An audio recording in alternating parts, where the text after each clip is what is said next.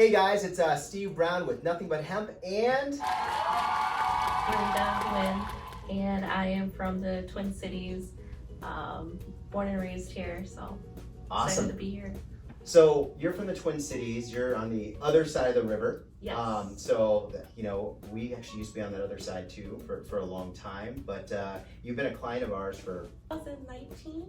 Yeah. Yeah. Yep. So yeah, quite some time. Thank you very much. I really appreciate you being a client. And so what started you in the cannabis journey? Can you kind of walk me through it and what got you into cannabis and why you started taking CBD or even THC stuff back in the day? Yeah, definitely. I hope my parents aren't watching this. I'm kidding. Shh, just shut it off. You don't want to hear this.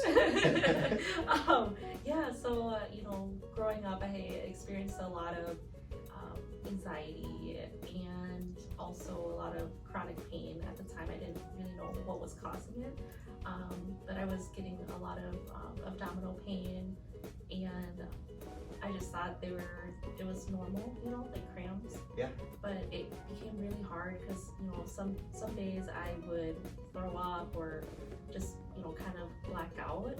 And I'm like, this isn't normal. And so after, going to so many doctors and getting testing done, they kind of just didn't really know what was causing it. And so they're just like prescribing me higher dosages of ibuprofen, things like that, that I was trying to take even beforehand and didn't really help. And so just out of curiosity, I just tried marijuana and I loved how it felt. Yeah, I mean, it was great. Get rid of some of your pain and and so I was just really amazed at how much relief I had, because having pain all the time, it really makes you tired and lethargic. You don't want to do anything, and so I felt like I had a better quality of life. I was like, I think I found what works, and this was probably in my early 20s. And so I started, smoking a lot more marijuana just to kind of help with, just to get by. I was working 2 jobs and had trouble sleeping. I tried a lot of other products such as melatonin, and that didn't work because it just gave me really trippy dreams. Yep. I felt like I was in a Willy Wonka chocolate factory movie, Yep. So I mean, I was colorful balloons and dragons, you name it. Yeah. For sure. And so I'll wake up and I felt like I slept, but I didn't have good quality sleep. Did you wake up with a little bit of, they say, a melatonin hangover almost, kind of just cloudy and for a few hours? Yeah, for sure. I would, for a few hours, and it was just hard to get out of that funk.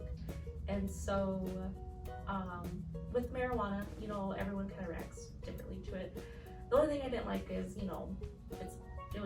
it's illegal, the paranoia of that, and not really sure where the product was coming from, and that was really important to me, because with my health conditions, I just didn't want to consume something that I didn't know really what it was. So we finally put a name to the pain that I was having, and this was in 2018, after many doctor visits, testing, and then just being sent home saying, hey, take some ibuprofen, it's just bad cramps.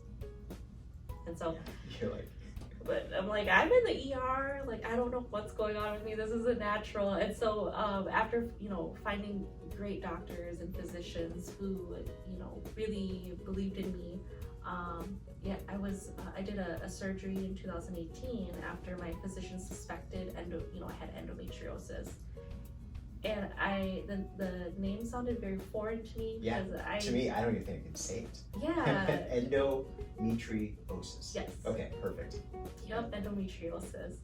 And so I was so ready for her to, after my MRI results came back, I was just like, she's gonna say, go home. Yeah.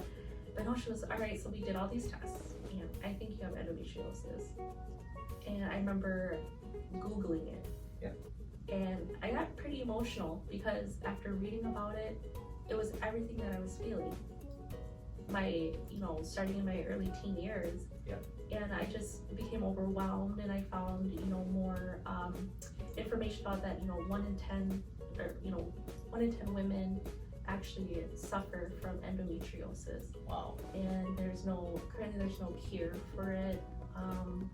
And it's more of just trying to adjust your lifestyle, such as what you eat, Yeah. Trying to exercise and all of that too. But it's not as easy as, as you think. And I just got super emotional, and and also studies show that I think it takes more than like the average time someone can get diagnosed with endometriosis is like 10 years. Oh, wow. So mine was 15 years Yeah. to get a diagnosis. And so just trying to, do more research on that, and seeing other alternatives, such as CBD, and seeing what helps. And Yeah. it felt really nice because connecting with other, women who was going through a lot of the same things that I was going through, it was very comforting to know that it wasn't in my head. Yeah. I wasn't, they have this same stories too, like, you think you're crazy, and so. So did you find these women on like a forum like Reddit or on a Facebook group, and or did the doctors kind of give you a resource of other women that are going through the same thing? Unfortunately, I didn't really get too much like resource materials, just because I've heard, from a lot of people who are in the same position as me that not a lot of medical experts know about endometriosis. Got it. And so even coming down to having like the surgery to even, because I think the majority of the way to get diagnosed is to have a laparoscopic surgery. Yep.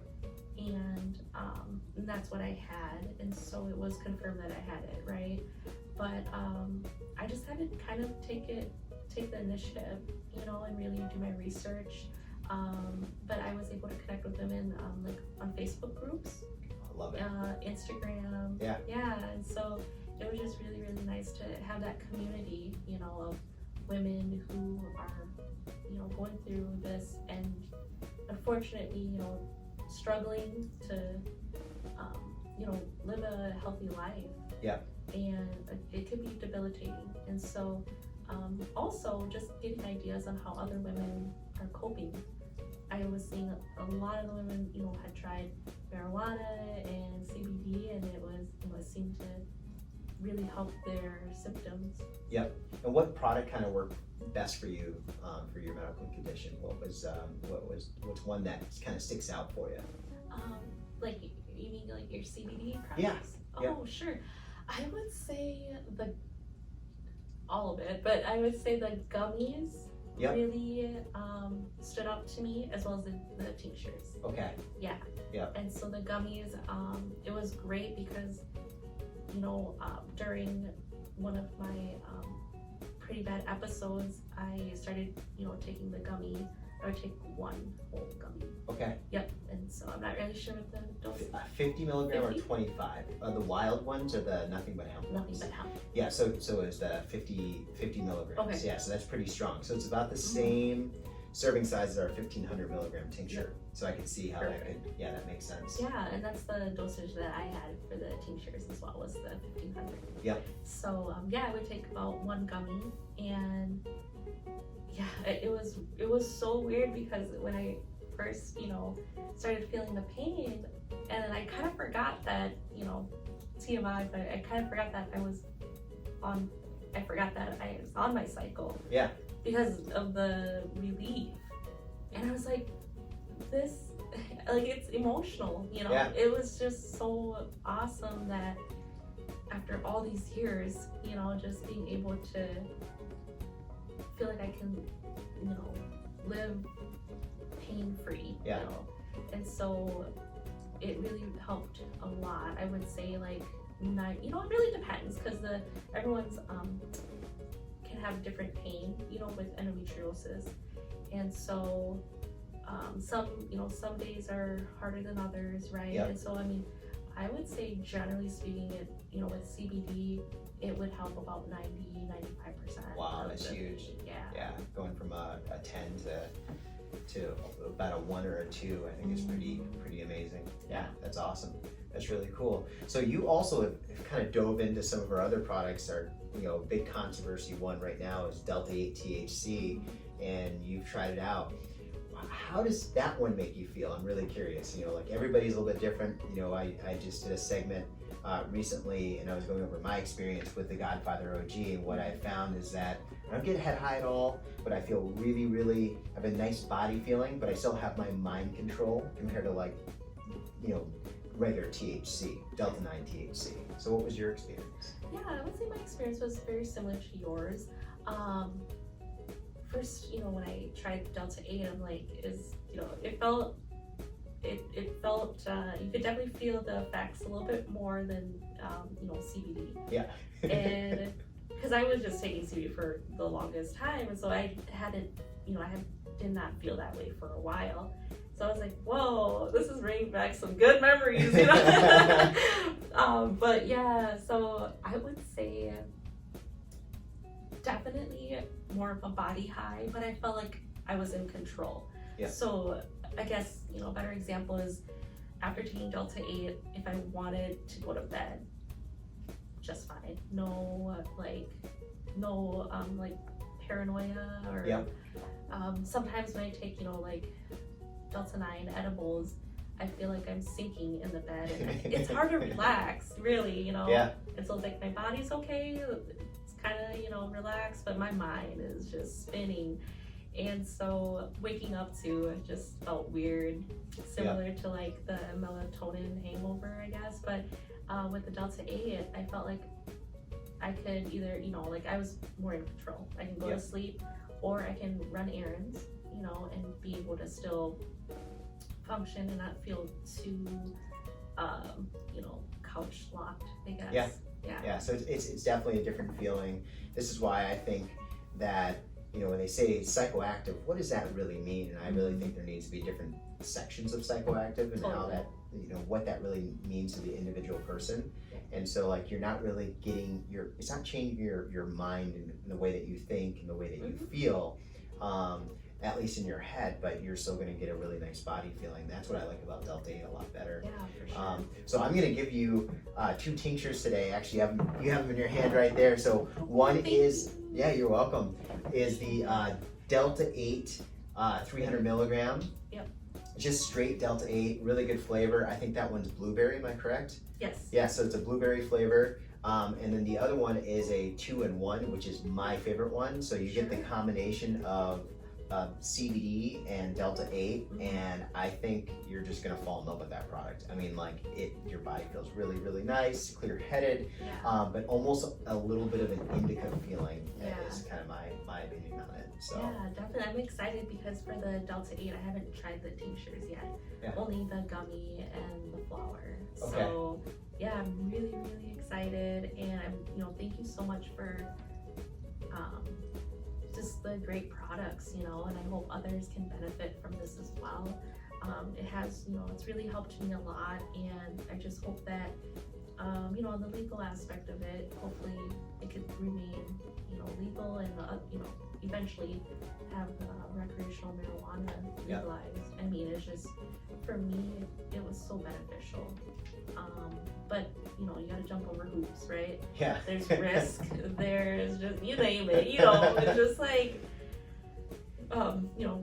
we are improving, I guess, but we are very slowly. slow. I mean, it's really confusing for us because there's one part of the law that says it's okay. There's another part of the law that says it might not be okay. So there's conflicting statutes, and so what we're looking for is just clarification from the states. Of course, we're going to follow any law that they hammer down on us, but we're really hoping that enough people speak up and say, you know what, Delta 8 makes a big difference in their life. It's not intoxicating the same way that regular, Delta 9 THC is, which hopefully will become legal in the state at some point. It is a different feeling. And you know, for the right person, it might be the right, you know, cannabinoid for them. Definitely, for sure. That's really good. Well, thank you so much for coming on the show today. I appreciate your time, and I hope you enjoy those tinctures. And I know I'll be seeing you on Instagram, and we'll probably talk some more. Sounds So good. Thank awesome. you for having me. Awesome. Thank you so much. Have a happy day, guys. Bye. Lion in the jungle, lion in this concrete jail, say, lion of Judah, don't sleep tonight, which is work is